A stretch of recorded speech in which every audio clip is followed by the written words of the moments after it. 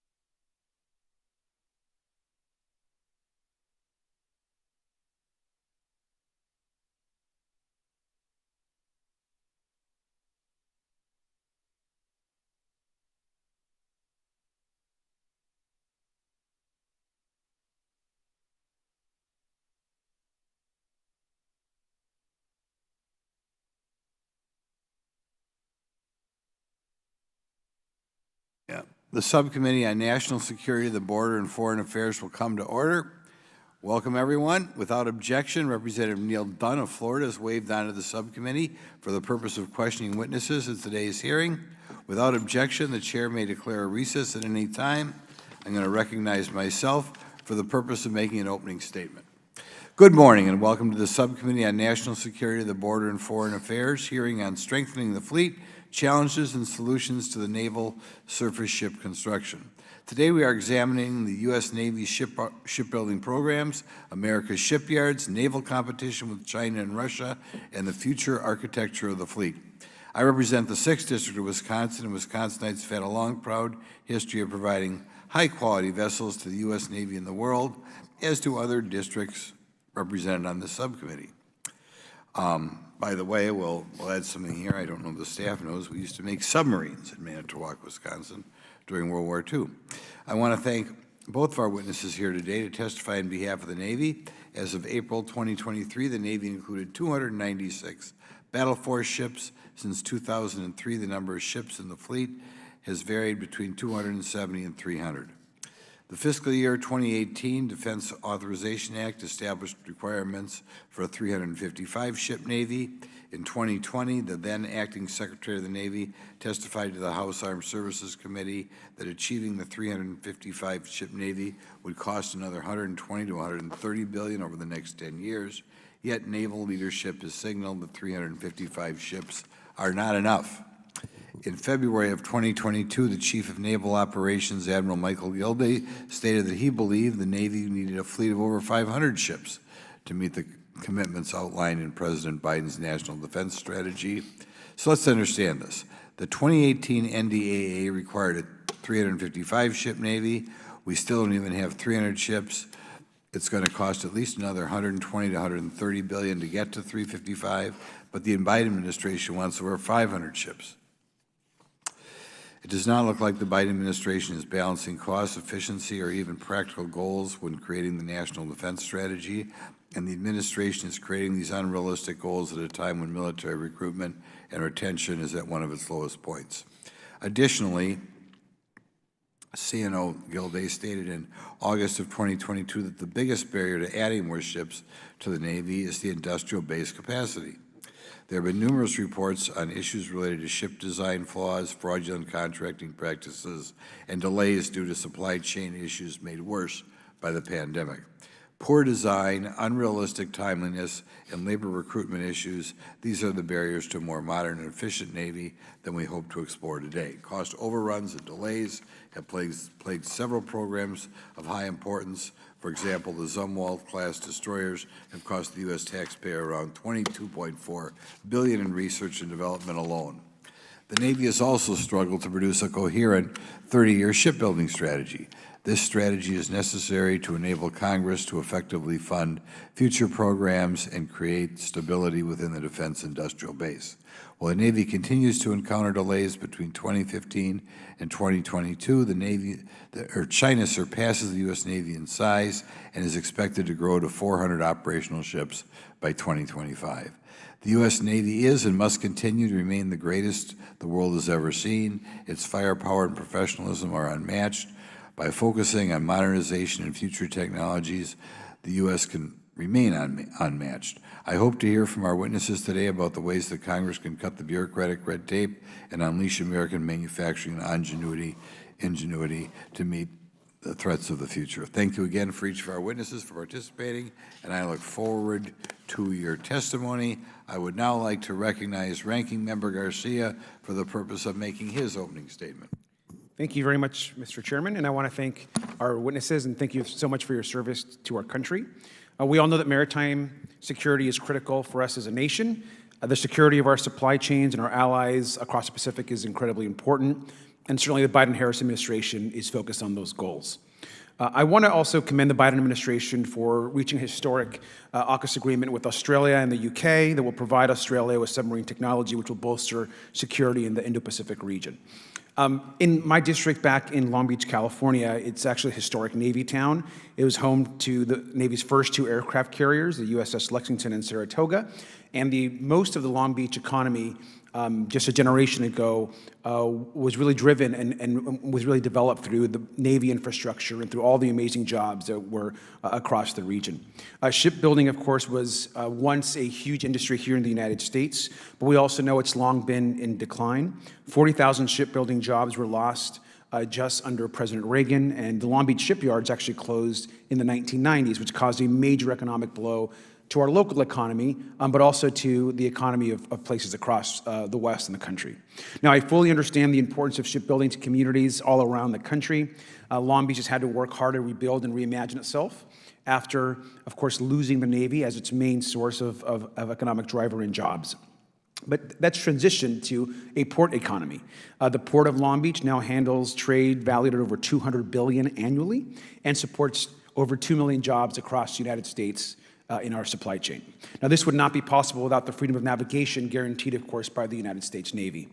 Now, you can, of course, slice and dice numbers all you want compared to China or any other country, but I think the evidence is clear. We do have a strong Navy in the United States, and whether you look at the size of vessels, the number, experience, the quality of our service members, the number and quality of our aircraft carriers and advanced submarines, and even the number of missiles, the Navy is the most powerful in the world. No one in the world can do what you gentlemen do and what our Navy does. Now, we're facing new challenges in the 21st century, and the fast-moving technological environment creates real uncertainty for us. It's critical that we work across the aisle, and I look forward to doing so in this subcommittee with the administration and all of you to ensure we have the absolute best in innovation, manpower, and industrial base to keep us at pace. Now, the Biden-Harris administration is working to craft a plan to meet evolving military force needs and to adapt to emerging threats. Congress should be a constructive partner in planning and to give domestic producers more certainty in our shipbuilding plans. But it's also critical to note that we can't just, of course, throw money at the problem. There's a lot of ways of solving this challenge. And we can't reflexively count the number of vessels in our fleet or the number of dollars we devote to defense as measures alone. We should make sure that our investments deliver the security and the capabilities that we need. We need to also make choices about our priorities. We must support policies that rebuild our industrial base and our workforce. The real source of our power, of course, is also our economic strength, our industrial base, our moral leadership, and our allies and partners. We have learned hard lessons in the last few years, particularly in the war in Ukraine and the COVID-era supply chain disruptions that have emphasized so much in lessons learned for us here in our country. We can and should secure those supply chains while creating and protecting good union jobs. Investments like the CHIPS and Science Act, the Bipartisan Infrastructure Law, the Inflation Reduction Act, all have contributed directly to security and, of course, in investing in American jobs. We've rebuilt our industrial base, we've promoted a secure, clean energy future for our supply chain, and ensured economic prosperity for so many more Americans. And as the saying goes, which we all know and I think is appropriate for this hearing, a rising tide raises all boats. Now, I'm glad we're having this hearing today, and I also want to briefly discuss another issue that's really important for us, for the American shipbuilding industry and our security, and that's our merchant marine fleet. In a crisis, American civilian vessels will be critical to supplying our allies and partners and our military. I understand that the Marine Corps is deepening its partnership with our merchant marine, which is really encouraging for us.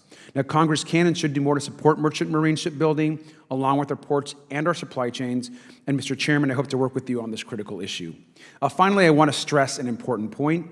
No conflict is ever inevitable, and I want to warn this committee again against reckless or overheated rhetoric. Our goal, standing shoulder to shoulder with our allies, is to have the best possible Navy and cooperation in the world. With that, again, thank you both for being here and for your service. And Mr. Chairman, I yield back. I'm pleased to introduce our witnesses today. Our first witness is Rear Admiral Thomas Anderson. He's the Program Executive Officer for Ships for the United States Navy, a position he's held since 2020. As PEO for Ships, Anderson's been responsible for the acquisition of surface combatants for the Navy. Prior to his current assignment, Anderson was the Program Director for the Littoral Combat Ship Program and was the Commander of the Naval Surface Warfare Center. Our second witness is Rear Admiral Casey Moton. He's the Program Executive Officer for Unmanned and Small Combatants for the United States Navy, a position he's held since 2019. As PEO for Unmanned and Small Combatants, Moton is responsible for the acquisition of unmanned maritime systems and small surface combatants. I look forward to hearing from both of you today on these very important issues facing U.S. naval shipbuilding. Pursuant to Committee Rule 9G, the witnesses will please stand and raise their right hands. Do you solemnly swear or affirm that the testimony that you're about to give is the truth, the whole truth, and nothing but the truth, so help you God? Let the record show the witnesses all answered in the affirmative. Thank you. We appreciate all you being here today and look forward to your testimony. Let me remind the witnesses that we've read your written statements and they will appear in full in the hearing record. Please do what you can to limit your oral statements to as close to 5 minutes as possible. As a reminder, please press the button on the microphone in front of you so it's on and the members can hear you. When you begin to speak, the light in front of you will turn green. After 4 minutes, the light will become yellow, and when the red light comes on, your 5 minutes are up. Though I'm not a stickler on that. I recognize Admiral Anderson to please begin his opening statements. Chairman Grothman, Ranking Member Garcia, and distinguished members of the subcommittee, thank you for the opportunity to appear before you today to address the state of naval surface ship construction. Make no mistake, the U.S. Navy fields the most capable warships on the planet. Platforms like the Virginia-class submarine, Ford-class aircraft carrier, Arleigh Burke-class destroyer, and amphibious assault ship, America-class, are unmatched in their contribution to the high-end fight. The U.S. shipyards which produce and maintain these exceptional ships can be broken down into two categories: repair shipyards and new construction shipyards. Currently, there are 7 what we call Tier 1 new construction shipyards in the United States. These large, heavily facilitized shipyards build the vast majority of the U.S. Navy's capital ships. 5 of these shipyards, Bath Iron Works in Maine, Marinette Marine in Wisconsin, Austell USA in Alabama, Huntington Ingalls in Mississippi, and NASCO in California, build conventionally powered ships. The ships built in these shipyards are the ones that fall underneath Admiral Moten and my portfolios. There are 2 other Tier 1 shipyards, Electric Boat in Connecticut and Newport News in Virginia, and they build nuclear-powered aircraft carriers and submarines.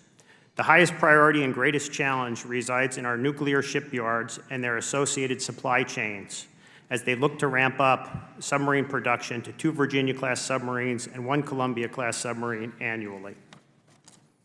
On the topic of China, I understand the Navy has offered to provide a future classified briefing on China's shipbuilding capacity.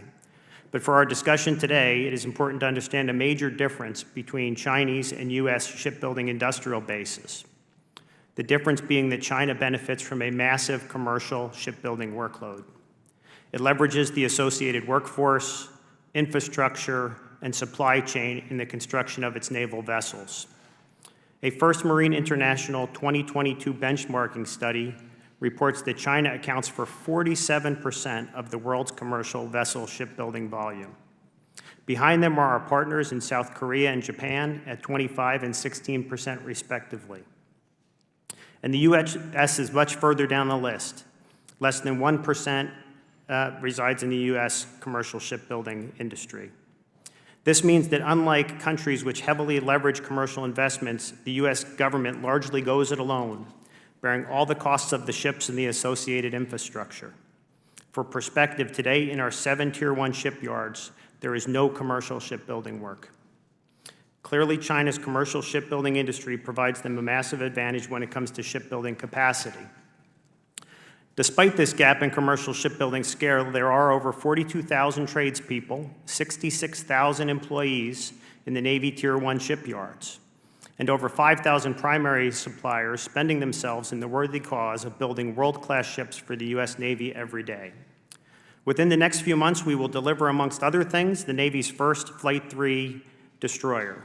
DDG-125, the 75th ship of the Arleigh Burke class, with its upgraded combat system, will provide the ability for one ship to perform both anti-air warfare and ballistic missile defense missions with improved performance via the world's newest and most capable surface radar.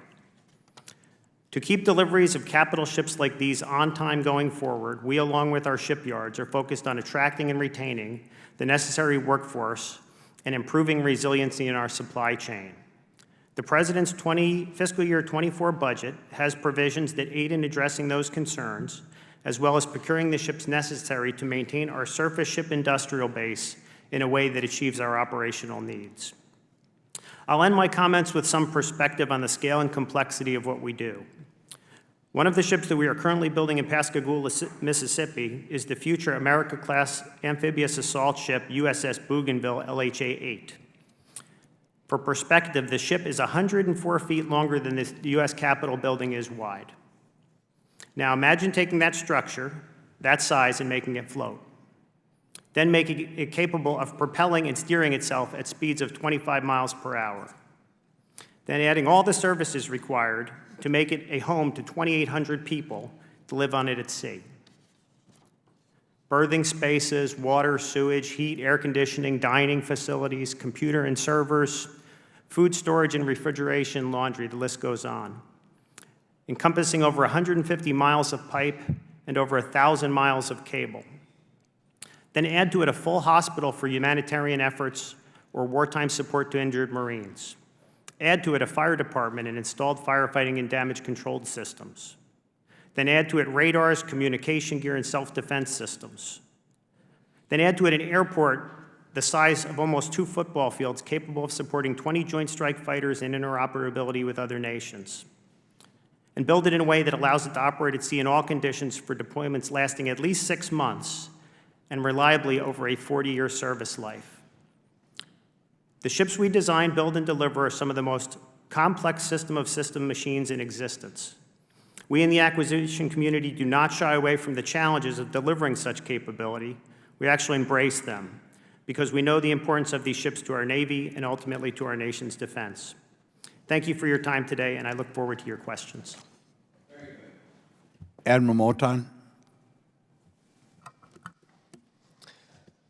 Chairman Grothman, Ranking Member Garcia, and distinguished members of the subcommittee, thank you for the opportunity to appear before you today to discuss the state of naval surface ship construction alongside my partner in this effort, Rear Admiral Anderson. I am honored to lead the sailors and Department of the Navy civilians of the Program Executive Office Unmanned and Small Combatants in our mission of acquiring and sustaining the ships and systems required by our Navy and Marine Corps. Our small combatant ship construction programs, including the Constellation-class frigate now under construction, provide important capability for the nation. My team is also developing and building the Navy's nascent fleet of unmanned surface and undersea systems, including their autonomy and enabling technologies. These unmanned vessels, teamed with manned ships, will form the hybrid fleet that the Chief of Naval Operations, Admiral Gilday, has set as the Navy's objective. In addition to our ship construction work, my command is also responsible for acquisition of systems for mine warfare, expeditionary missions, and special warfare. Our shipbuilding efforts are smaller in magnitude than those conducted by Admiral Anderson's program offices, but are nevertheless important to both the Navy and industry. Our two organizations work in close coordination with each other and with the Navy's other shipbuilding programs to jointly manage the Naval Shipbuilding Industrial Base.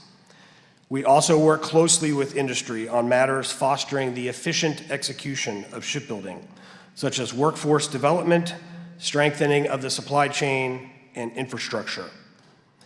Certainly, the same factors regarding the overall state of our ship construction capacity that Admiral Anderson discussed also apply to our small combatant efforts.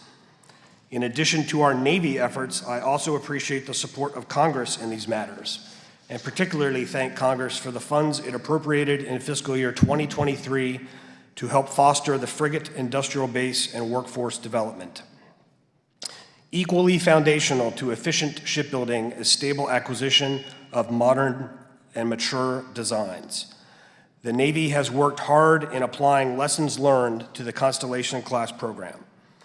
To reduce technical risk and to develop this new class faster, the Navy worked closely with industry to set the conditions for a successful program of record by developing realistic requirements, utilizing non-developmental systems, and leveraging existing frigate designs, enhanced with U.S. Navy combat and communication systems.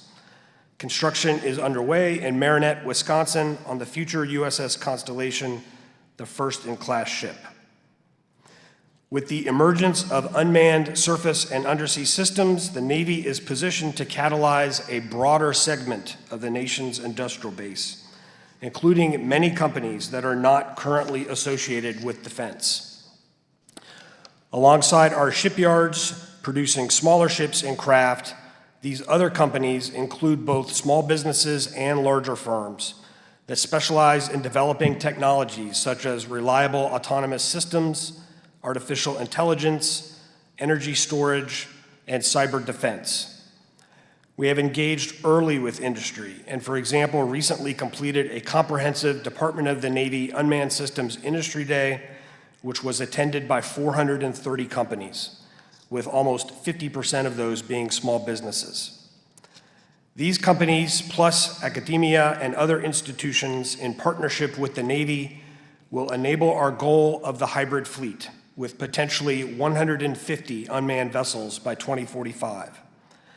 The Navy is taking a deliberate approach to mature the required technologies, utilizing land-based testing and at-sea prototyping, while also operationalizing unmanned capabilities in the fleet. This data and knowledge is informing our large unmanned surface vessel program, which the Navy intends to procure in fiscal year 2025, but it will also enable future fielding of other unmanned vessels. We are using a solve once and scale approach, and while the size of unmanned systems are smaller, there will also be similar challenges and opportunities as in the broader industrial base while we achieve this scale. We will continue working closely with industry and with Navy partners to prepare for this significant acquisition effort to achieve our hybrid fleet. I thank the subcommittee for your time and support and interest in Navy ship construction, and I look forward to your questions. Thank you. Now I'll recognize myself for the purpose of asking a couple questions. We're going to start with Admiral Anderson. In February, the Navy awarded a $2 billion contract to Lockheed Martin to develop a hypersonic missile system for the Zumwalt-class destroyers. The Zumwalt-class destroyers have seen plenty of overruns, and only 3 have been built out of an original plan to build 32. Now that these 3 ships are stuck in testing and not deployed, how will this new contract with Lockheed Martin help develop the Zumwalt destroyers, and what do you believe went wrong in the acquisition and construction of the ship? Yes, sir. Thanks for the question. I'll talk a little bit about lessons learned from the construction of the ship first, and then I'll talk about where we're headed with regards to her capability going forward, if that's okay. So I would say that one of the lessons learned we've had from the Zumwalt program is how much technology to attempt to insert in a ship at one given time.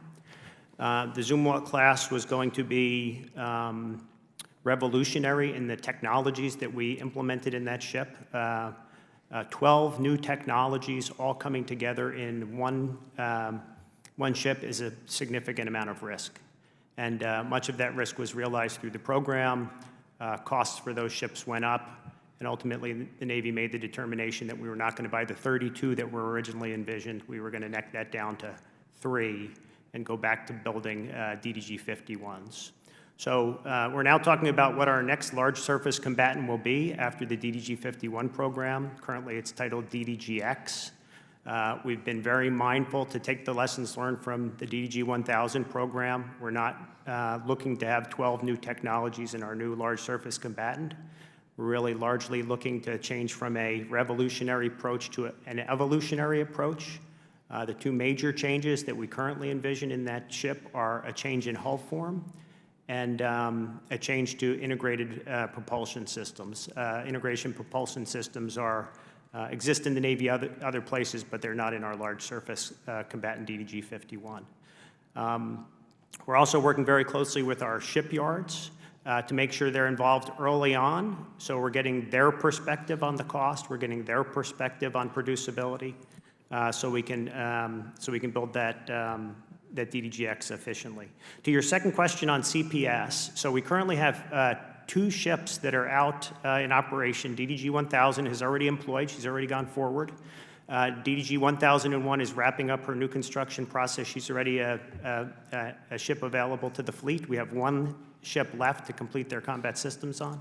And the Navy made the determination that we were going to install conventional prompt strike in that ship.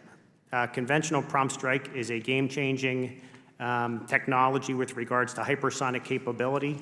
It is a real game changer with regards to our position with regards to China and their capability. CPS will be fielded in DDG-1000 starting in 2025, so we're moving very quickly to get this capability installed. The other thing that I would share with you is that we do have 2 program offices working this. We're working to mature CPS, the missile itself, through SSP, strategic programs, and then my office is responsible for actually getting it installed in the ship. Just a quick follow-up. Yeah. The original plan was 32. If you were testifying 8 years ago today, how many ships you think we'd have done by now? Would you have guessed at that time? Well, I think we made the determination, around that time that we were going to decrease the numbers. That determination for 3 ships was made was many years ago, sir. Okay. Yeah. Okay. Now, I guess for either one of you, it's been reported China has surpassed U.S. when it comes to shipbuilding and today has 340 modern capable ships, whereas the U.S. stands at 296. Will they have more numbers? Should we be more concerned with quality or quantity? I think the answer on concern is quantity and quality. We should be concerned with both. I think if we take advantage of the ONI brief, they will give you more detail on the capability they have in their ships today. What I would share with you is that Does China sell a lot of ships to other countries? yes, sir, they do. They sell ships and submarines in addition to commercial ships, as do South Korea and other countries. Do we ever compete with them for business? Currently, I think we're limited in our ship foreign military sales of ships to Saudi, which Admiral Moten administers that program, and then AUKUS, as we heard earlier, submarine construction is where we're having discussions today. But we don't have a large volume of ships that we're outsourcing in new construction to foreign countries. Is that a mistake? It would be wonderful to be in a position, I go back to this early discussion about capacity in China. Okay. It would be wonderful to be in a position where we had the industrial base that was competitive with other countries. We're not competitive. Okay. Ranking Member Garcia. Thank you very much. And I was going to just go off of what the chairman was just discussing. I think the shipbuilding disparity is real. I mean, certainly our Navy is the strongest in the world, and we're proud of that. But the disparity is decades and decades in the making. And I think it's important to note that one of the real issues is that China produces about 1,000 commercial cargo vessels per year. And that's on the commercial side. And so the commercial capacity that China then exports to countries across the world, and we see these ships, by the way, you go to any port along the Pacific, whether it's my port in Long Beach in Los Angeles, or it's the ports of Seattle, or anywhere else, even down through Mexico, or ports that go onto other parts of the world across Asia, and most of the ships in the world are actually built by China. And so I think it's important to note that what the shipbuilding does is it provides China with a capacity to then actually streamline their shipbuilding on the military side. And because the United States over many decades has decreased their focus on shipbuilding as an economy, that has allowed China, over the last 40, 50 years to be the world's producer, essentially, of cargo ships on the commercial side. And I will note, having had the Port of Long Beach as mayor in the city, that, in my opinion, Chinese commercial ships are of less quality and less kind of climate or less focused on climate and some of the other goals as ships that might be produced, for example, in Korea and other places across the world, or the work that we're doing in the U.S. I just want to note real quick for both the admirals, what's the current maximum capacity for military shipbuilding in the U.S.?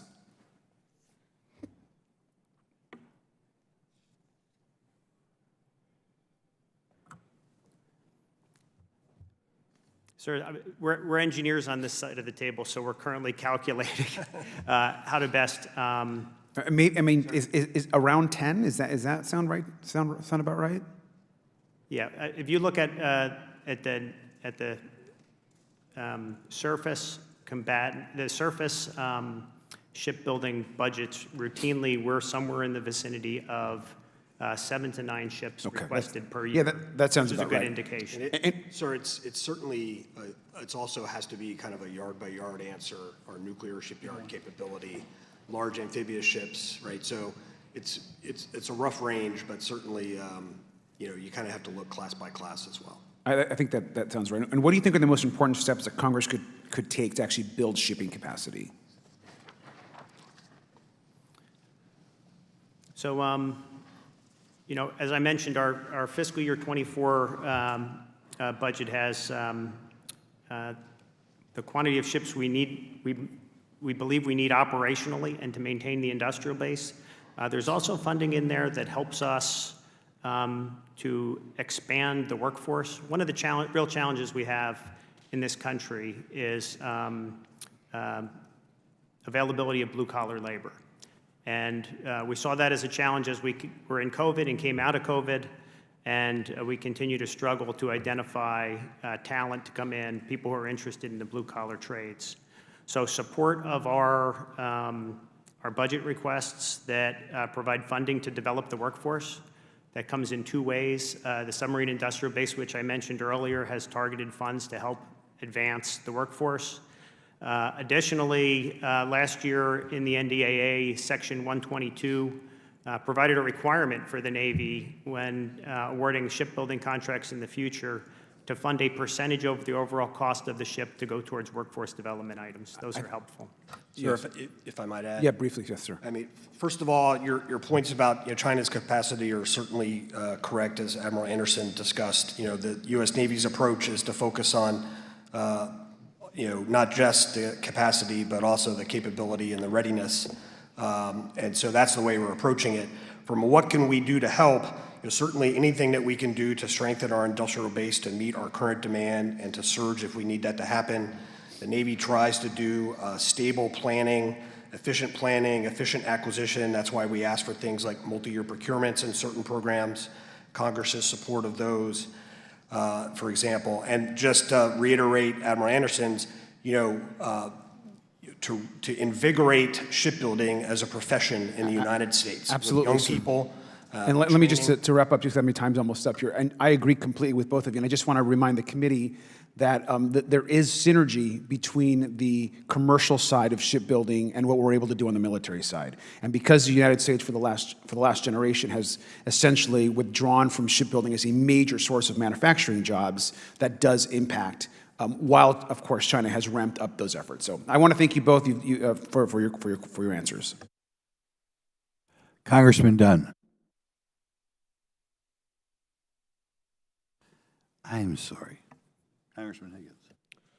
Thank you, Mr. Chairman. Admiral Anderson, Admiral Moten, thank you for being here today. Admiral Moten,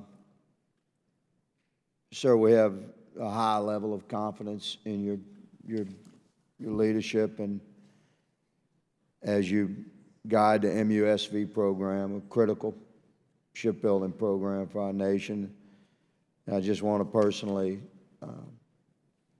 reassure you that my office stands aligned with your vision for completion, and we stand with with the primary contractor and the subcontracted shipbuilders. We avail ourselves to you and your office and your staff, so we look forward to moving the project forward. And we have had meaningful engagement with your staff and your office regarding that program. So thank you for your accessibility and your interaction with my office regarding the MUSV program. We shall find a path forward there. Admiral Anderson, I have a lot to unpack here in a few minutes to do it in. Thank you, sir, for your service to your country. And although I have many questions to get you said something that was just striking earlier. You said it would be wonderful if we had the industrial base in America. You were being asked about our competitive shipbuilding capabilities as compared to China. What exactly do you mean by that, sir? We've been building vessels in America for a very long time, and quite successfully. The quality of our shipbuilding, I believe, in America is second to none. And it's a communist-run country over there. There's slave labor and no environmental regulations, no safety standards. What exactly do you mean you wish we had the industrial base in America that they do in China? Yeah. Yes, sir. Just to be clear, the point I made was that the commercial work that China has provides opportunity to them with regards to their military production. It's not to in any way impugn U.S. workforce, the quality. Actually, I think in my opening remarks I was pretty clear on that we deliver the finest warships on the planet. Isn't the advantage? The cornerstone of our nation's military, the moral integrity upon which we stand? Is it an opportunity for a Chinese family to provide slave labor in the shipbuilding industry in China? No, sir. Maybe to explain the point a little bit better, I'll talk to South Korea. So I recently visited South Korea. South Korea has a similar... Okay, South Korea, the only reason South Korea is free is because of America. Yes, sir. So I don't want to get into the weeds on that. That was just a striking statement. Let me say, for the record, I believe that our shipbuilding industry in America is the strongest in the world, and our industrial skill and the quality of the products we produce in America is second to none. And I think that shipbuilders and welders and fitters and fabricators and machinists across the country would agree with that. Chairman, I'd like to unanimous consent to enter to the record a letter addressed to Secretary Mayorkas of Homeland Security and Secretary Del Toro of the United States Navy, dated September 30th, 2022, from my office and signed by myself and Congressman Neil Dunn, and the corresponding responsive letters from the Navy, October 28th, and from Department of Homeland Security on November 14th. I'd like to enter them to the record, sir. So ordered. Admiral Anderson, wow, 5 minutes rolls by very quickly here. I'm going to ask you one question. Does the Navy have the authority to reallocate awarded contracts from one shipyard to another to preserve industrial capabilities?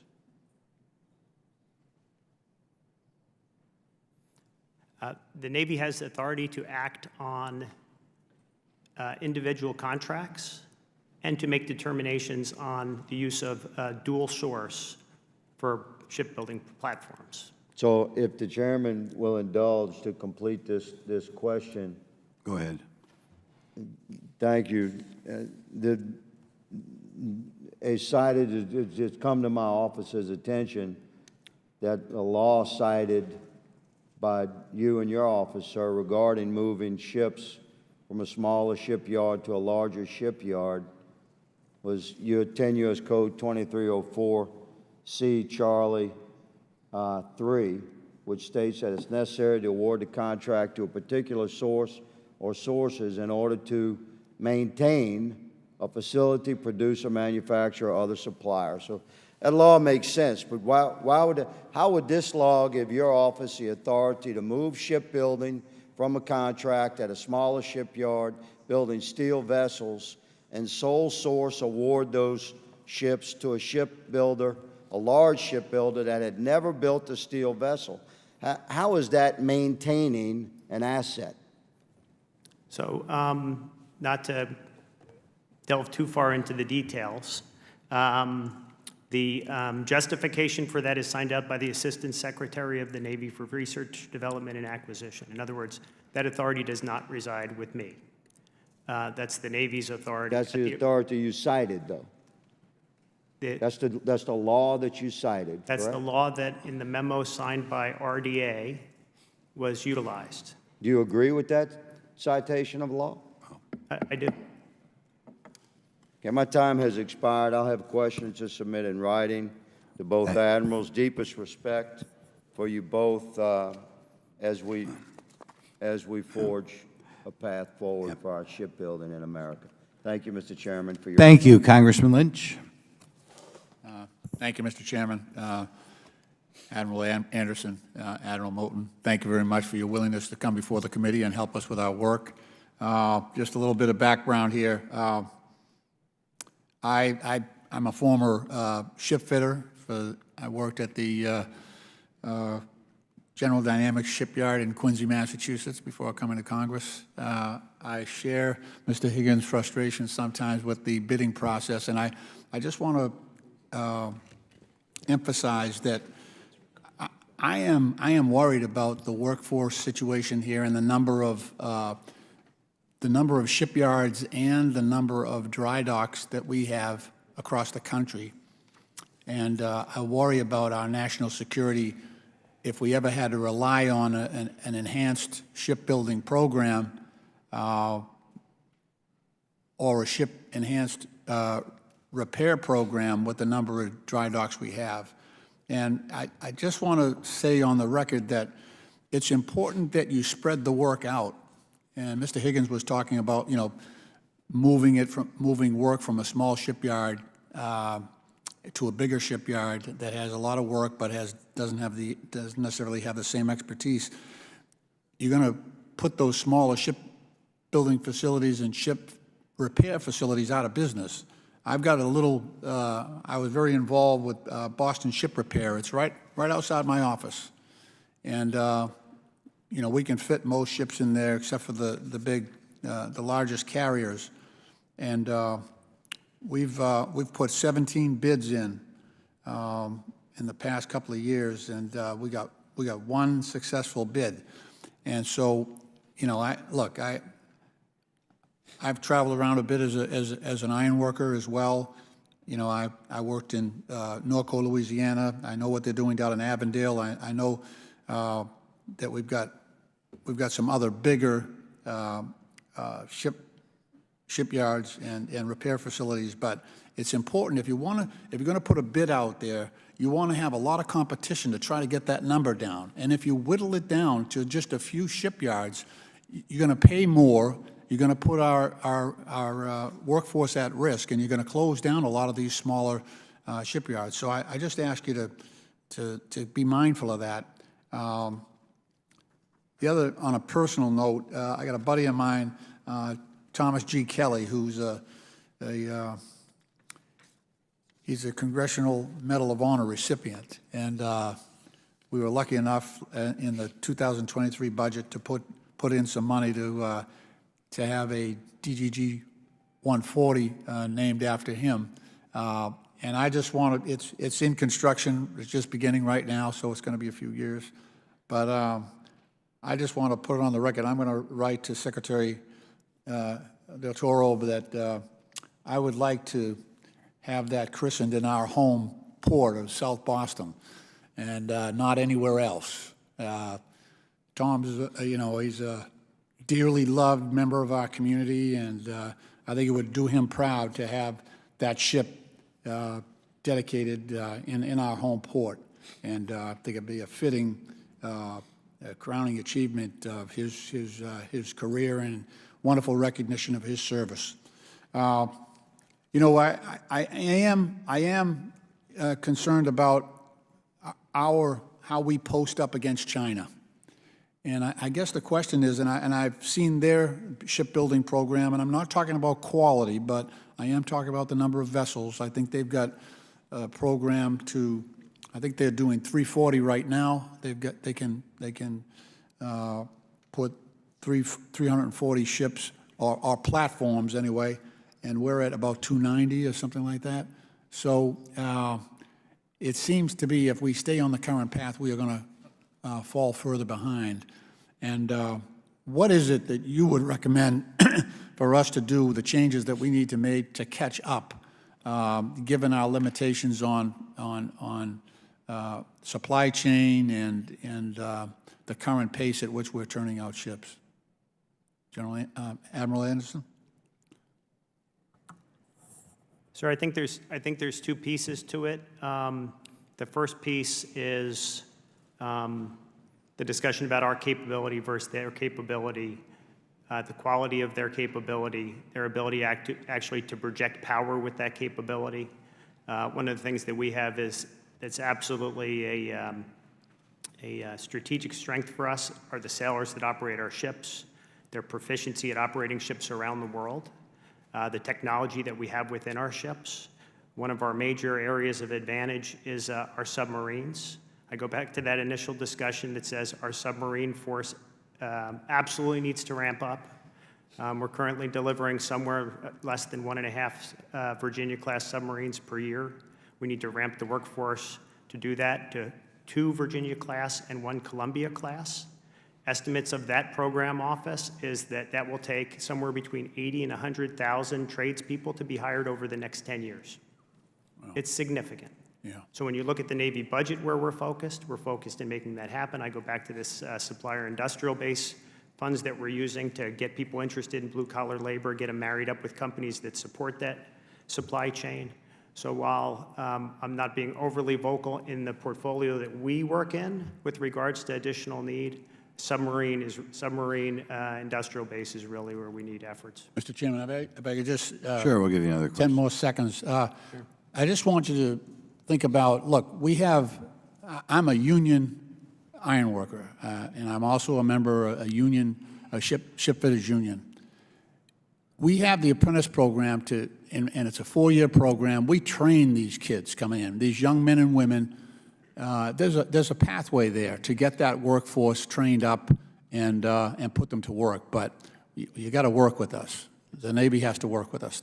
Thank you for your courtesy, Mr. Chairman. I appreciate that, and I yield back. Thank you. Congressman Gosar. Thank you, Mr. Chairman, and I thank the spirit of which the last two members of this body have asked questions. So my opening statement, the Department of Defense and the Navy are in a bad way. The Department of Defense is the only agency since 2013 that has never passed a financial audit. Last year, DOD failed its 5th consecutive audit. A staggering 61% of DOD funds were unaccounted for. The Government Accountability Office, gentlemen, are you familiar with that office? Both of you? Yes, sir. Yes, sir. Okay. The Government Accountability Office estimates that the DOD has no idea where millions of dollars worth of valuable equipment is. The last time DOD even bothered to compile the amount of the DOD equipment in the hands of federal contractors was 2014. In the last few years, China has surpassed the United States of America for the first time in numbers of warships. By 2025, as has been reiterated here, China's fleet is expected to grow to 400 ships, 60 more than the U.S. Navy's current fleet. Instead of a focus on a more lethal, efficient, and deadly fighting force, the Navy instead seeks to appease the woke. Just a year ago, 240 servicemen were discharged from the Navy for refusing the experimental vaccine. That is a national disgrace. They ought to be brought back in and given back pay. The Navy even named, when talking about the U.S. Reagan, the former president's got to be rolling in his grave. Now, admirals, how has the endless wars in the Middle East and now Ukraine affected the Navy's military readiness?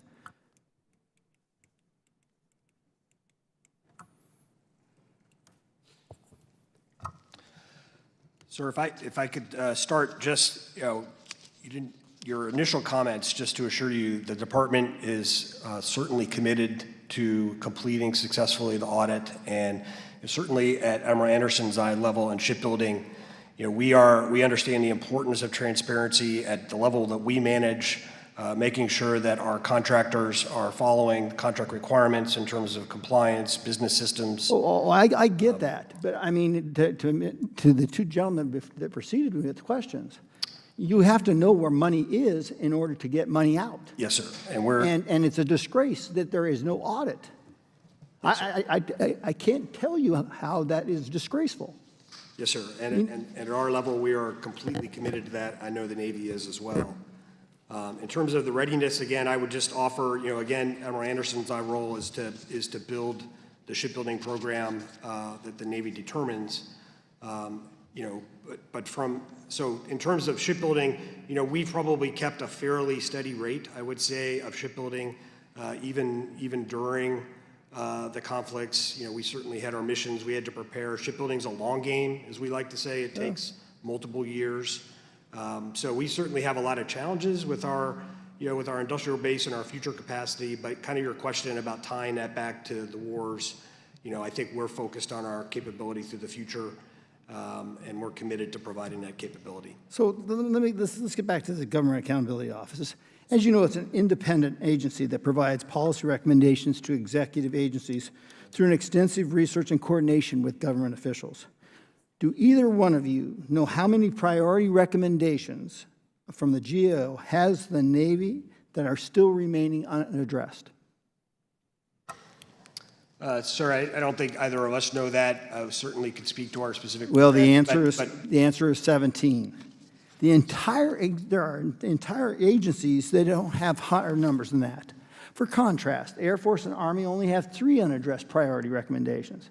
Could you please explain why the Navy is falling so far behind its peers? I mean, the questions here are geared toward the readiness of this fighting force.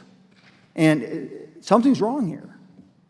So I think with our level in shipbuilding, we probably can't give you that whole picture for the Navy, but we could certainly provide a response on the priority actions you mentioned and where we are with closing those.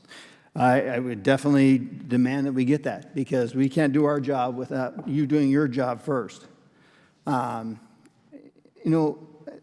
another thing. Out of the 17 recommendations, you're not aware of how many you're actually addressing, are you?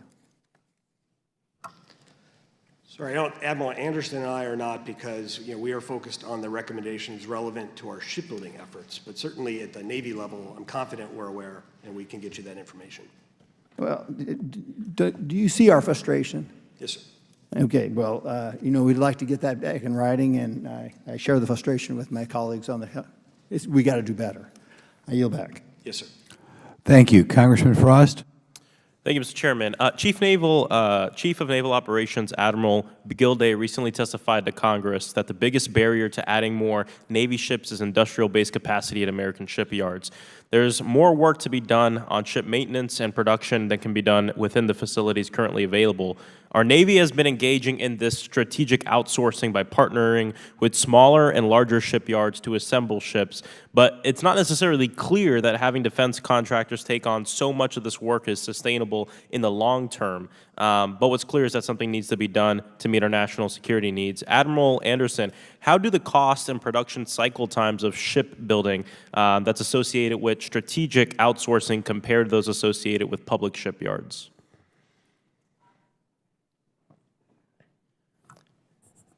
When you talk about strategic outsourcing, comparing to public shipyards, you're predominantly talking about submarine work, and unfortunately, I don't have the details related to submarines. We certainly can take that for the record and get back to you.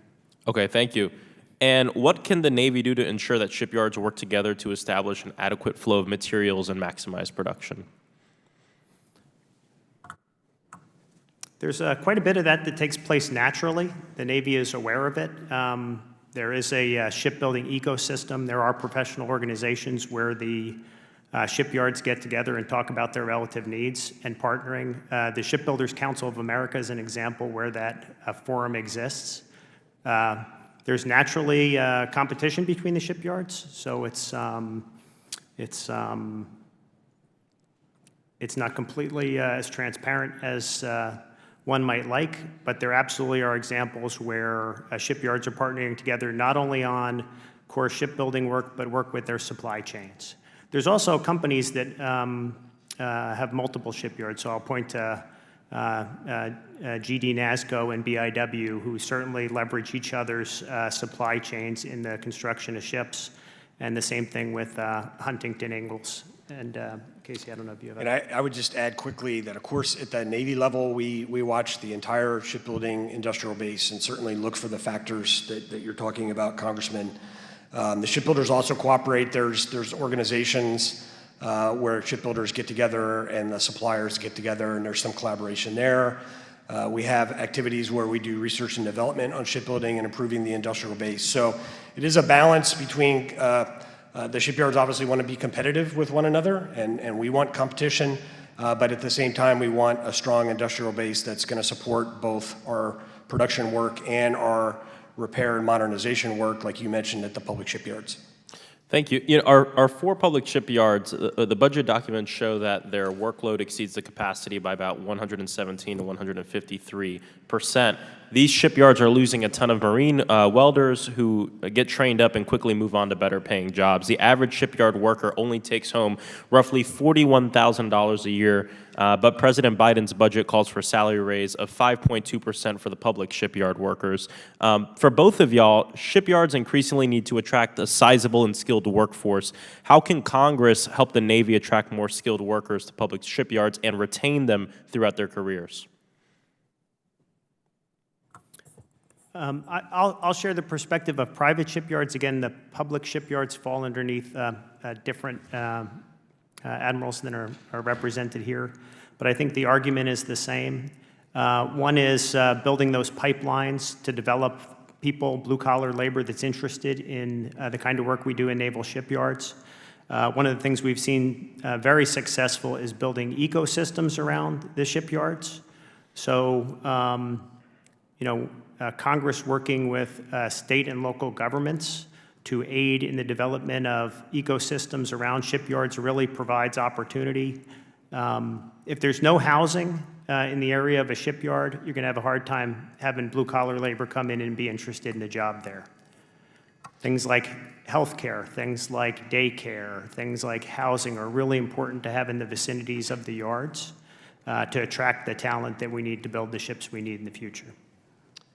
And at all levels, I would just add, whether it's in your districts or at the state level, or in some cases at the federal level, such as the industrial base funds that have been appropriated, growing the workforce, making sure that young people understand it's an honorable and important profession to build ships or to repair ships for the U.S. Navy is, something that I think not just the Congress, but really at all levels of our country is something that we could stress and will pay dividends as we expand our capacity.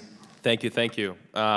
It's interesting with the play catch-up, though. We have the largest military budget in the world, and shipyard workers are still making less than a livable wage. But we can responsibly and do it in a sustainable way to ensure that our military has the resources they need. Thank you for your service and testimony. I yield back. The gentleman yields. The chair recognizes my colleague from Texas, Representative Session. Mr. Chairman, thank you very much. Gentlemen, thank you to being here today, and thank you for your service to our country. I'd like to focus, if I can, a conversation that I'd like for you to have with us about the classes of ships that are being built and the long-term, I don't know what the word is, return on investment or that help the fleet out. But seemingly there are problems with these ships. Maybe it's LCS, maybe it's some other types. Tell me about that.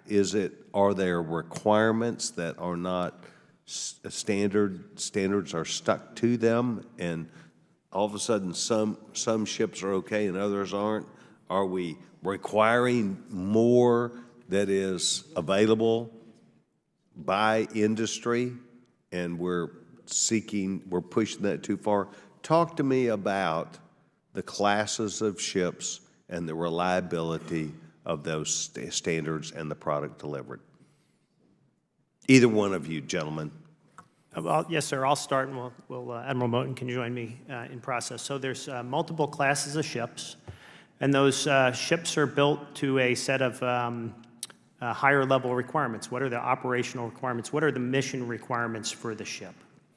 In my opening statement, I talked about the destroyer program, the Arleigh Burke-class destroyer program, a model for us in ship construction. That shipbuilding program has requirements for the ship to be a multi-mission surface combatant, air warfare, surface warfare, and anti-submarine warfare. In addition, it's gotten ballistic missile defense mission over time. The thing that makes the Arleigh Burke class special is that ship class now, 30 plus years in the making, we're building our 75th ship I mentioned earlier, 75th ship. Is that we've been able to evolve that ship over time to meet evolving requirements. We have flexibility in that hull. It's the longest standing program that we have in the Navy. Different programs are built to different standards. We made a decision, we talked earlier about another large surface combatant, VDG 1000 program. We put a lot of technology in it in the beginning, and in the end it became very expensive, and we terminated. We decreased the number of ships we were going to build from 32 to 3. And we have examples like that across the spectrum. Casey, you want to talk to the programs in your... Thank you, Tom. Yeah. Yes, sir. I would just say, for each class, in terms of us as shipbuilders, the designs are tailored depending on the mission of the class, right? It's a carefully thought out process, and not all ships are the same, and certainly in the range, even though Admiral Anderson and I are not the nuclear shipbuilders, from the nuclear all the way down, we kind of tailor it to the mission and the need for the class.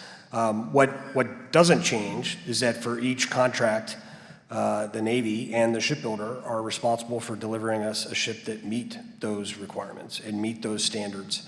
And we work to ensure that we only accept ships when they meet those standards, and that we hold shipbuilders accountable to their contracts in delivering that. Yes, sir, but the testimony is you went from what was projected 32 ships to 3. Someone needed a new pencil, right? Yes, sir. Maybe I'll answer that question a little bit differently, maybe with LCS, if that's all right. I'll let you give your own answer, Admiral. Thank you. Yes, sir. You certainly did mention LCS, and absolutely, that class has had some reliability challenges in several areas. We have focused very hard on correcting those, making those ships reliable, providing the support that they need to do to the shipbuilders. As an acquisition shipbuilder, the quality issues are unacceptable, right? We have worked to fix them and have made significant progress on LCS, but they are unsuccessful or unacceptable in terms of the quality issues. So would you say, sir, that they were oriented at not the design but the manufacturing? Sir, there are many aspects of the LCS that cause the reliability. Some manufacturing, some equipment, some design. Quite frankly, it was significant in several areas. What I will assure you is that on the frigate design, which is kind of the successor to LCS and our frigates, those lessons learned have been applied. We made sure to start with mature systems, non-developmental systems. We are ensuring that the frigate is built to sort of core Navy quality standards in survivability and reliability.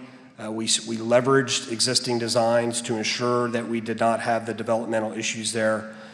We made sure that we had a mature production before the ship started construction. I know many of those are kind of shipbuilding details, but those are the important lessons learned from LCS, an example that we're applying now, and I know that Admiral Anderson is doing that as well on the next destroyer. Mr. Chairman, I'd like the record to reflect that as I started, I end. I want to thank these gentlemen for their service to the United States of America, a grateful nation, and I yield back my time, Chairman. The gentleman yields. His time has expired. The chair recognizes my friend and colleague from North Carolina, Representative Fox. Thank you, Mr. Chairman. And I want to thank our witnesses for their service to our country also. Rear Admiral, but I'm going to follow up with some more detail from what my colleague from Texas was asking you in a general way. Admiral Anderson, the Navy's discovered that the Freedom class littoral combat ship suffers from design flaw, which has led to repeated failures in the combining gear, which is part of the ship's propulsion system. Can you provide an estimate on how much it will cost to repair the combining gear issue, and when design flaws are discovered on ships that the Navy has accepted, who's on the hook for costs to fix the issue, the contractors or the taxpayers? And I want to say I have several questions, so I'd appreciate short answers. Yes, ma'am, I'm going to actually ask Admiral Moten to answer that. Okay. Falls All underneath right, his. that's fine. I have the LCS program, but. Okay. Yes, ma'am. So you are correct. The Freedom class in particular has had this design issue with the combining gear that you mentioned. I want to start by immediately telling you that a solution has been determined for that combining gear, and we are partway through the class of ships in installing that fix and restoring the ship to its full capability. That combining gear fix or combining gear issue again was unacceptable. It was a design issue in the gear that should never have been there. We have held industry accountable. And who's paying for it? The industry is? Ma'am, in our shipbuilding contracts in general, we share cost with industry, and that's not specific to LCS. That's how we do it. It's fixed price incentive contracting, and that's how it's working on LCS, is that we are sharing the cost. However, typically once a ship delivers, we don't have the ability to do that. In this case, for LCS, we declared what's called a latent defect, and I apologize for the term, but it's a contractual mechanism where we hold the building yard accountable for the mistake that they made. We still share the cost, but it's certainly not the U.S. Navy or the taxpayer paying 100%. And so that's the way that. What percent are we paying? Let's be specific. On the LCS contract, ma'am, it's a 50-50 cost share. So. Okay, all right. Yeah. It's also been reported that the LCS requires preventive maintenance by contractors about once a month for a 1 to 2 week period. I mean, this means half of the time the ship is not available for use. It's absurd to think that a ship that costs north of $500 million could be in preventive maintenance cycle for up to 6 months a year. I know you've said that you found the solution and you're working on it, but will the repairs that have been needed and maintenance now go away? Ma'am, any ship, of course, requires preventive maintenance. That's the way that we keep the availability, the time that the ships are available up.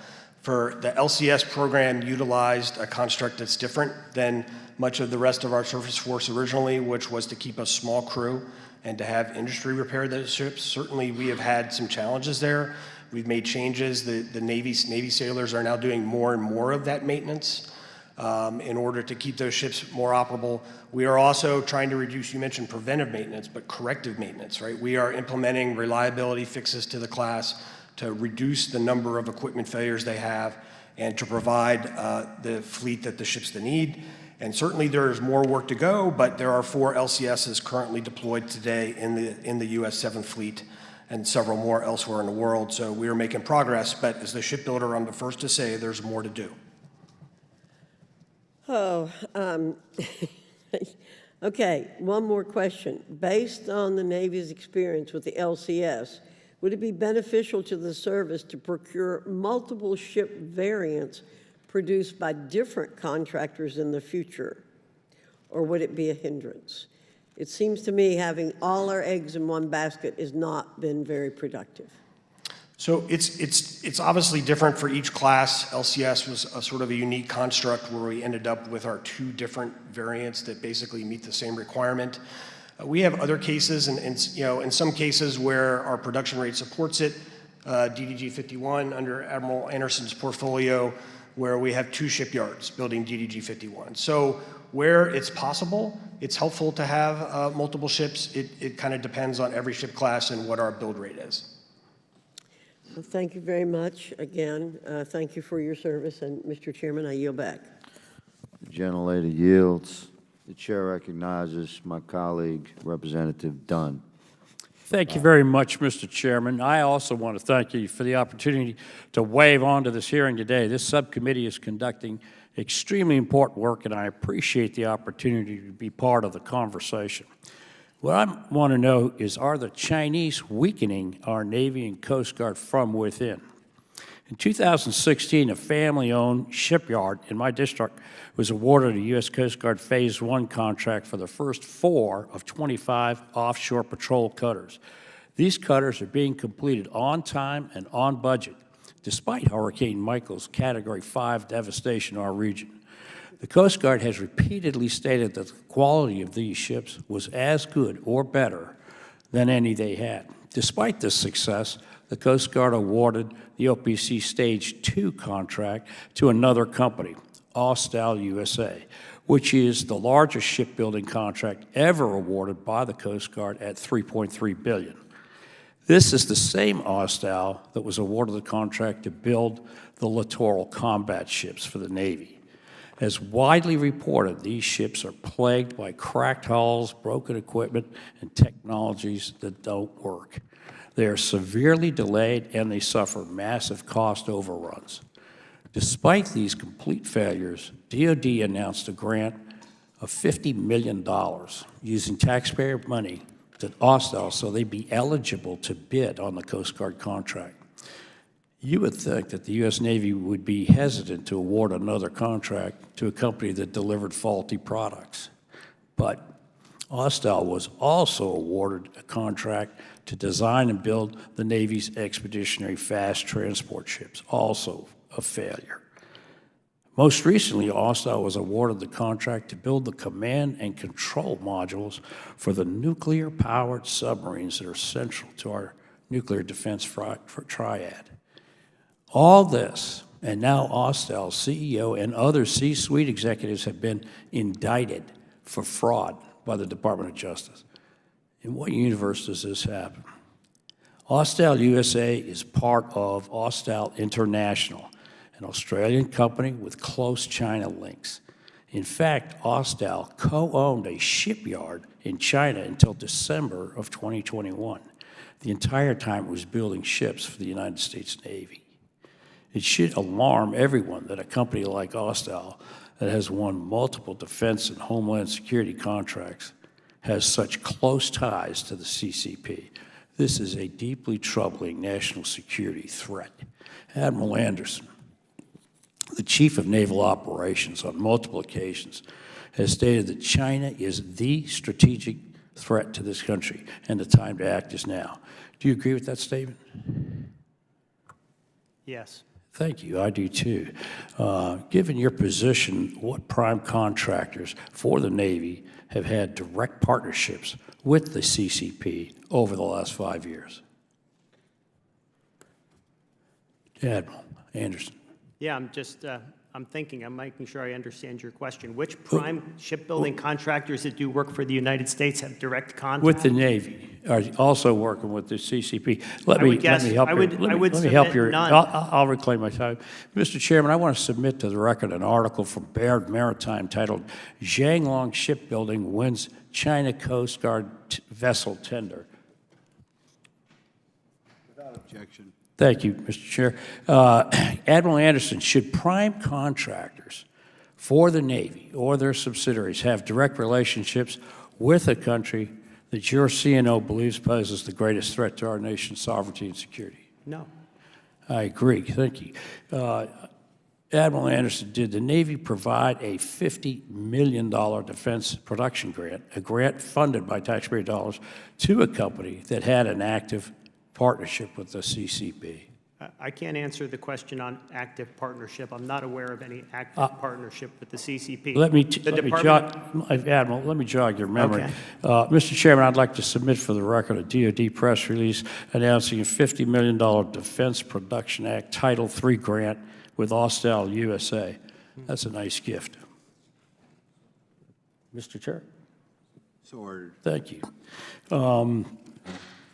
Admiral Anderson, do you believe it is responsible and sensible to award contracts to a company whose entire leadership structure was actively being investigated by the Department of Justice and the SEC for defrauding our government, by the way, have since been indicted? Is that reasonable? No. I agree, it's not. Mr. Chairman, I'd like to enter into the record a DOJ press release titled, "3 Men Indicted for Multi-Million-Dollar Accounting Fraud Scheme at a U.S. Navy shipbuilder. And I think we can all guess who that shipbuilder is. Admiral, thank you very much for your service. I appreciate it. So Mr. Chairman, I yield back. Thank you. Is that it? Okay, in closing, I'd like to thank our witnesses once again for their important and insightful testimony. With that, without objection, all members, first of all, I'd like to yield to Congressman Garcia for your closing comments. Sure. Thank you very much, Mr. Chairman. I just want to just correct one thing that was mentioned earlier and then just give a couple of general closing thoughts. I just want to I think, remind the subcommittee, and I think it's important for the public to remember, when we're talking about the capacity and the ability of the American shipbuilding to Chinese shipbuilding, no one certainly is going to argue that we don't have the best workforce and that we don't have the best military anywhere in the world. But the capacity and our ability to build ships is dramatically different. And I just want to remind us that in China, they build on the commercial side approximately 1,000 ships a year. The United States builds approximately 10 ships a year. We build 1% of China's shipbuilding capacity. Globally, 47% of all ships produced are made in China. Globally, 0.2% of the ships produced are made in the United States. And so, yes, our ships are better, our workers are better, but as far as who's building more ships and the capacity, there is no question that over many decades, that has shifted unfortunately, to China. Just want to also just close by thanking all of you for your service. I'm particularly just grateful, Admiral, and sir, that you had gone to Korea to look at their shipyard. And they are really doing some innovative work there, and I know that you're trying to implement some of what we have learned from some of our allies across the globe. And also, at a later time, I just want to also get into some conversation about 3D printing, which I know the printing of metals for submarines and what we're doing here in the United States is incredible. And I want to commend all the innovation that is happening in the Navy around 3D printing and what that's going to do to our shipbuilding capacity in the future, as well as within our workforce. And so thank you for doing that. Thank you for your interest in high-performing organizations, and I look forward to the Navy continuing that work. Thank you, Mr. Chairman. Thank you. I'd like to appreciate all your time today. It's always frustrating when you're kind of limited to 5 minutes, but that's the way we do things in Congress. I want to remind everybody they have 5 legislative days within which to submit materials and to submit additional written questions for the witnesses, which will be forwarded to the witnesses for their response. In particular, areas that I wish we would have got into a little bit more is maybe some of the labor laws or labor requirements, and see the degree to which that maybe slows things down or affects something, as well as hope to give you some questions regarding the degree to which you feel that we are dependent on parts from other countries and the degree to which that is a potential problem in the future. But in any event, if there's no further business, without objection, the subcommittee stands adjourned.